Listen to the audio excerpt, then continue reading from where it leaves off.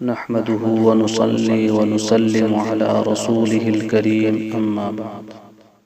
حقیقی صوم الدہر کی شرعاً اگرچہ اجازت نہیں ہے، لیکن حکمی صوم الدہر کی اجازت ہے، اور حکمی صوم الدہر کی بہت ساری صورتیں ہیں۔ ان صورتوں میں سے ایک صورت صوم داؤدی ہے، جس کا مطلب یہ ہے کہ ایک دن روزہ رکھے اور ایک دن افطار کرے، یعنی روزہ نہ رکھے۔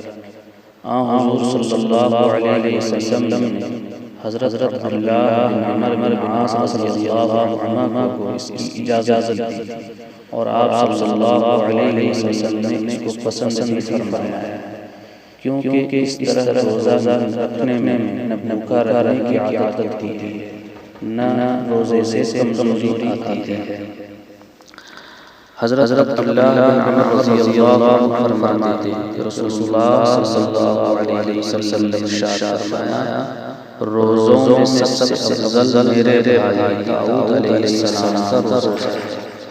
وہ ایک دن روزہ رکھتے تھے اور ایک دن نہیں رکھتے تھے، اور جب دشمن سے مدھیڑ ہوتی تو بھاگتے نہیں تھے۔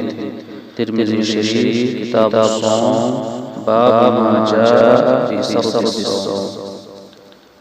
حضرت عبداللہ بن عمر بن عاص رضی اللہ عنہ کی دوسری روایت ہے کہ رسول اللہ صلی اللہ علیہ وسلم نے فرمایا، اللہ کے نزدیک محبوب ترین روزہ صوم داؤدی ہے، کہ حضرت داؤد علیہ السلام ایک دن روزہ سے تھے اور ایک دن افطار کرتے تھے، اور اللہ کے نزدیک محبوب ترین نماز حضرت داؤد علیہ السلام کی نماز ہے کہ نصف شب آرام کرتے اور ایک تہائی رات نماز پڑھتے اور پھر رات کے چھٹے حصے میں سو جاتے۔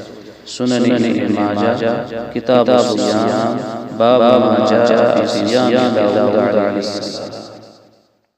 حکمی صوم الدہر کی اور بھی صورتیں ہیں، مثلا ہر ماہ 3 روزے رکھنا بھی صوم الدہر کی ایک شکل ہے، کیونکہ ثواب 10 گنا ملتا ہے، تو 3 کو 10 ضرب دیں گے تو 30 روزہ کا ثواب جائے گا، اور حکماً صوم الدہر ہو جائے گا۔